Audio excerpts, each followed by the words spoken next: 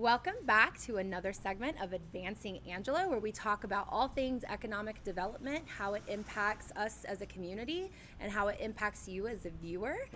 Today we have Michael Looney and Mike Berry here from the Chamber, and we also have a special guest, Andrew Killingsworth from BEPC. And so, super excited to have all of you here.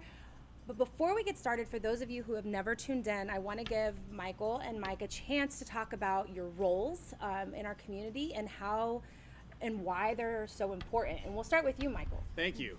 I've been with the Chamber of Commerce for 10 years, the Vice President of Economic Development. Our main mission is to focus on creating a larger and more robust and more diverse economy for San Angelo. The main purpose of our office's existence is to promote and to recruit and to support industry. So those are what are considered your primary job creators. These are not necessarily retail operations, which do play a vital role in the economy. But one could look at it as in a nutshell, as companies that are here in San Angelo or companies that we want to recruit to San Angelo that work well with the geography of San Angelo, where it's located in North America, the different skill sets of our employee base, and create products that bring fresh capital into San Angelo. So retail operations tend to generally circulate dollars within a community. We focus on curating companies that bring fresh capital into San Angelo. Oh, I love that. And then we'll turn it over to Mike Berry to talk about your role and how you work directly with Michael. Yeah, so I work with Mike, been here about 3 years, come out of industry. And again, just to piggyback on what Mike said, a big part of what our office does is we market and recruit business and bring business in on behalf of the community, countywide, right? And a big way in which we do that, we market is we focus on what's the state of the economy, where it's been, where it's going.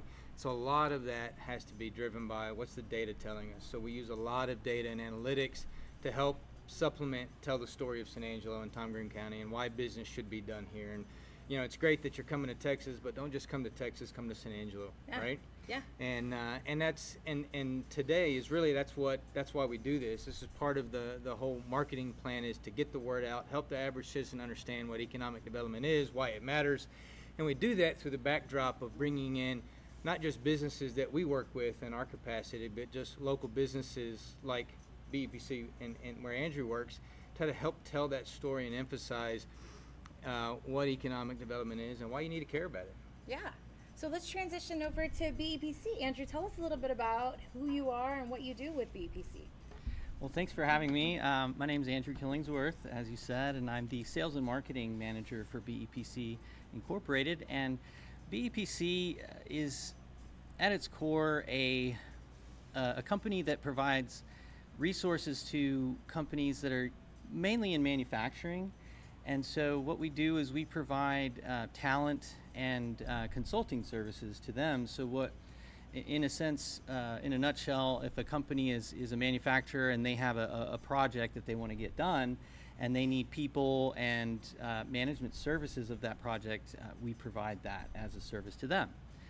We also provide supplier quality auditing services, which is a very technical and niche service to medical device manufacturers. And then, one thing we've started recently is in IT staffing and software development as well. Wow. So as a custom service to other companies. So well. lots of things. Yeah. Can you tell us a little bit about how BEPC got started? Because this is a local organization, correct? Yes. So BEPC was founded by Oscar Casillas, and he started this company coming out of a decades-long career with Johnson & Johnson, who has a factory here with Ethicon. And as a career professional with Johnson & Johnson, he was coming out of retirement, or going to retire, but he decided he didn't really want to retire all the way. So he let that be known to the folks he worked with, and they said, well, why don't you come and work on this project that we've got coming up? We could use you as a consultant. And so they hired him as a consultant, and the project grew, and he hired more people to work for him as consultants, and then it turned into a much bigger thing. And so now, we ended up in San Angelo because he was working here in San he's Angelo from at the con. I believe he's actually from Del Rio, but very close. The West Texas area is like very well known to him, and it just seemed like a good place to settle down. Yeah. So let's talk about, because I've heard stories of Oscar's start and how he had a whole filing system on his kitchen table. Yes. To get this started. Can we talk about, or can you give us a little bit of background on at what point Oscar then brought in, the folks from the chamber and the resources available to him to really get his business lifted? Sure.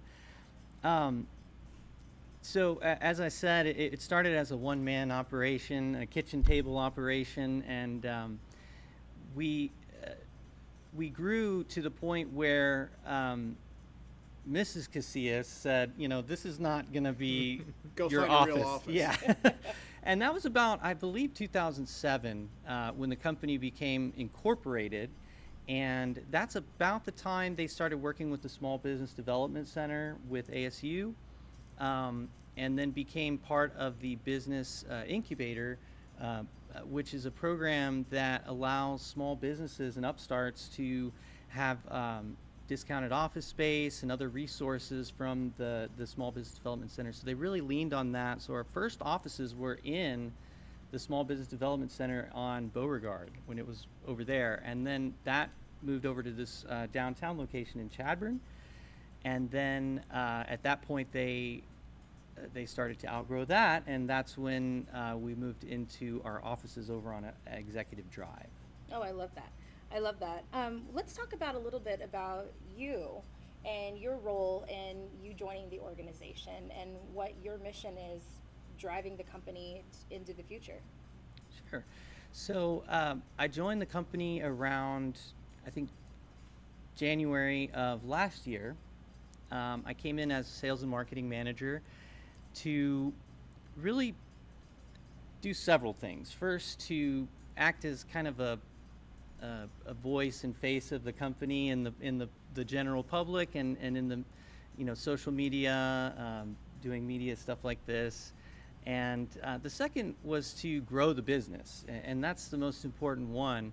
As a business development person, my job is really to find opportunities for us to grow, to look for other businesses that could benefit from our services and explain that value to them, and convince them to work with us. And so one thing that's made it really easy is our depth of connections and networks. So the people at BEPC are just so well connected in the industry that we lean on that to gain these insights and connections and networking. But also our reputation as a company is just so good with companies like Johnson & Johnson. They don't just do business with anybody, right?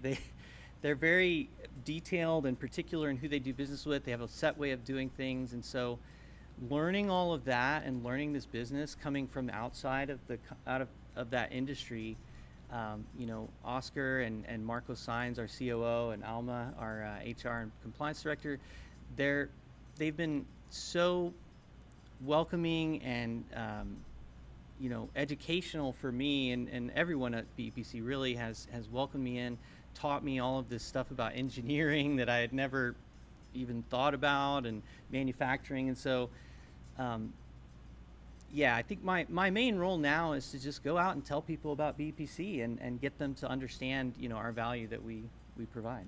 And I'm going to come back over to Mike. So as really one of our salespeople of San Angelo, if you will, why is it important for you and your role for BEPC to be and continue to be successful?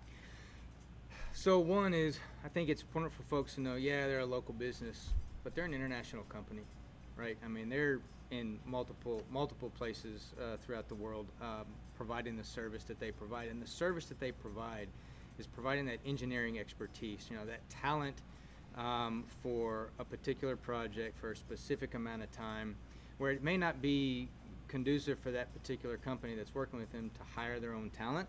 It's more cost effective, and they only need it for a specific amount of time and a specific expertise. But that's very important, especially now with every company, every business is dealing with this, not just talent shortage, but a skills shortage, right? And so they're filling this need that exists that's not going anywhere. And to give you some numbers to kind of back that up, in the U.S. right now, every year, we're going to need 400,000 more engineers all the way into 2030, right? That's a massive amount. What does that look like for San Angelo? For San Angelo, we're going to need, that's our part of that is 157 engineers, right? We're going to need almost 200 engineers over the next In our 6 community. years here, Yep. collectively, right? And the scary part about that is that they expect 1 in 3 of those positions to go unfilled because of lack of talent, a lack of skills. So when we have a company like BEPC right here filling needs of existing businesses here, but also have an international presence, they're playing a big part in closing that skills gap. I love that. I love that. Michael, do you have anything you want to add to that? You look at San Angelo as a whole, and geographically we're located really in the central part of North America, Mexico being part of North America. Mexico is our biggest trade partner. It's Texas's biggest trade partner. Second largest trade partner in the United States, right next to Canada. But they're almost equal in trade volumes. So you look at the United States, Canada, and Mexico. The 3 countries represent a massive subset of the global economy. So much trade comes in and out of the United States, and obviously you have your major cities like Los Angeles and Houston, big trade centers with ports. San Angelo has a very high degree of interconnect through the United States rail system. In fact, San Angelo was partly built because of the rail system. Mm-hmm. San Angelo is located between I-10 and I-20, so you've got an easy jump north or south to get on 2 major interstates. Then you've got the Ports to Plains corridor, which is, as we know it as US 87, which runs all the way from eastern Alberta, Canada, all the way down to the Mexican border, right through San Angelo. That will, in hopefully the next couple of years, be designated by the federal government, Federal Highway Administration, as Interstate 27. It already has interstate-like qualities.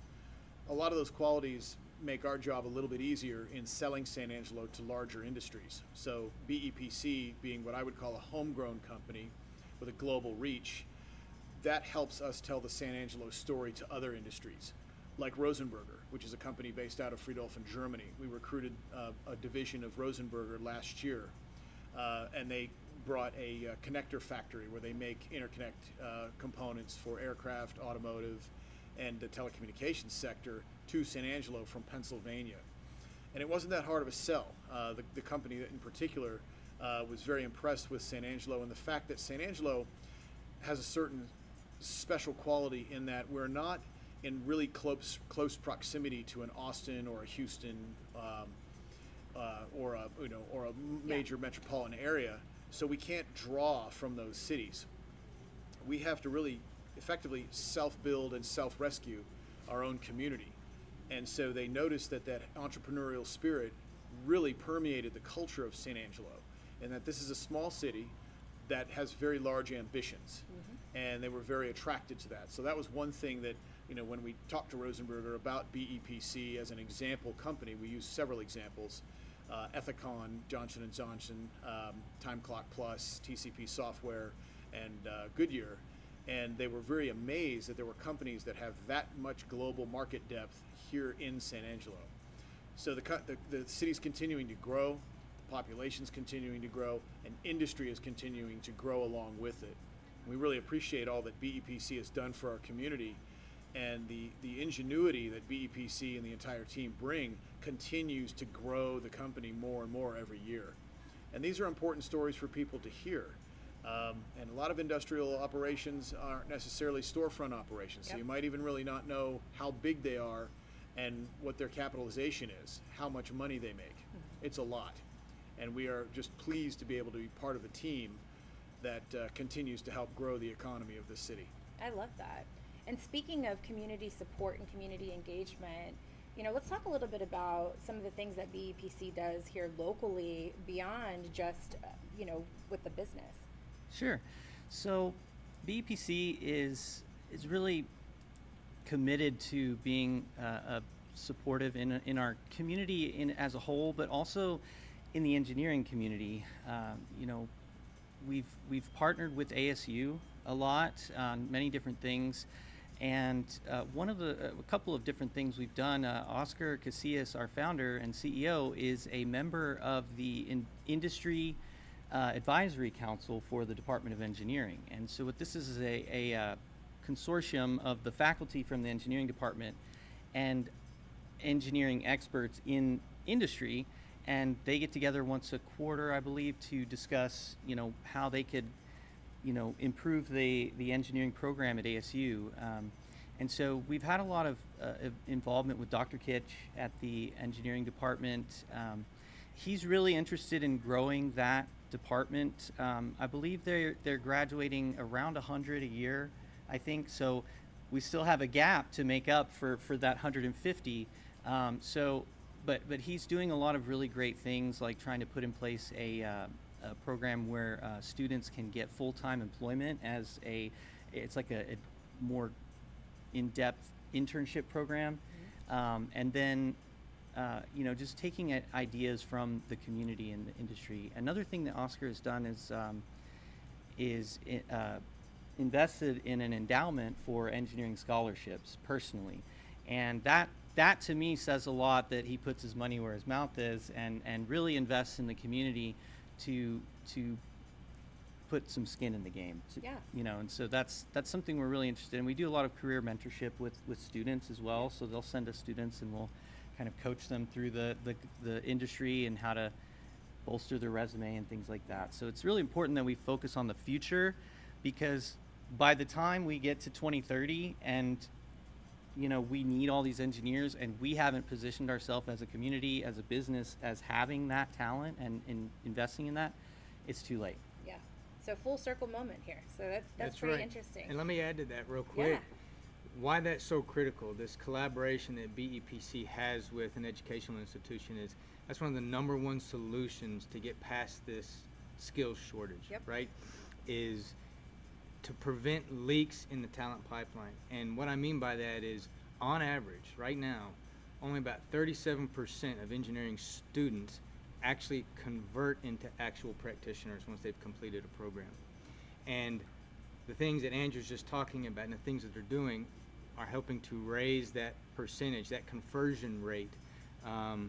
And it's not just BEPC and ASU, but that's the other thing that we encourage greatly, is partnerships between other industry and all levels of education, whether it's the Howard College or it's SAISD. You know, we did that one segment on SME Prime with the high school, where we're focusing on STEM and manufacturing and engineering careers to build that talent pipeline direct into these local companies and pipeline into the engineering programs there at ASU. Yeah, I love that. And I want to come back to talking about the importance for BEPC, specifically Oscar, to keep everything in this community, to invest in the community's future, because there was a time where BEPC was considering a sell, right? And I think, Michael, we've spoken about this, the importance of it for Oscar to keep it local. Do you want to hit on that a little bit? Yeah, several years ago, BEPC, being the company that it is, with a lot of national prowess within its industry sector, was a very attractive buy for several different investor companies. It got very close, and Oscar reached an inflection point where he had to make a decision: am I ready to close the deal and sell it and move on to do something else, or not? And he decided on the latter. He decided that he wanted to hold back and protect what he'd built, protect the employees that he had groomed and raised almost like family members, and keep control of the accuracy and the precision of the work that was emanating from BEPC. It probably would have, it stands to reason that it probably would have benefited Oscar personally greatly, but his character is such that he believes so much in the mission and the quality of craftsmanship of the work of BEPC, he ultimately at the last minute just made the decision. He couldn't trust anyone else to carry that banner, so he stayed with it on his own and continued on and kept BEPC as it is, intact in San Angelo. but decided to take it into another direction of higher growth, more rapid growth, and a higher degree of client services. And that made a big difference, not just to the clients that he served, but it also made a huge difference to the economy of San Angelo and the livelihoods of those who worked for BEPC. Because, you know, were he to sell BEPC, there's no guarantee what would happen to his employees. To his headquarters. That's essentially. exactly right. It's very common for companies to buy other companies, and then within a year they completely restructure and effectively dissolve the company. Yeah. Pick what they want out of it and then dissolve the whole thing. That's from an emotional perspective for Oscar, that'd be hard to watch to happen. But you have to also consider the clients. Yeah. What were BEPC's customers thinking? We don't want to lose BEPC. We want you. Because just like Andrew said, all business is based on relationships. It's really not all bottom line. Yep. We think it is, but it really is based on relationships and on trust. And relationships in business are based on trust. And so that customer base, I think, was very heartened to hear several years ago that Oscar determined that it's much wiser for everybody to keep BEPC in San Angelo and keep it going and take advantage of the talent pool that's here and be a part of grooming the new talent pool that will replenish the existing talent pool in the future. In the future, yep. No, and I feel like it feels like a common trend among a lot of businesses of this size in our community, just the importance of keeping it rooted here, because this community is like a family, you know, and that's awesome. Well, I appreciate you guys taking the time to come in and visit, and Andrew, it was great meeting you and getting to learn more about BEPC.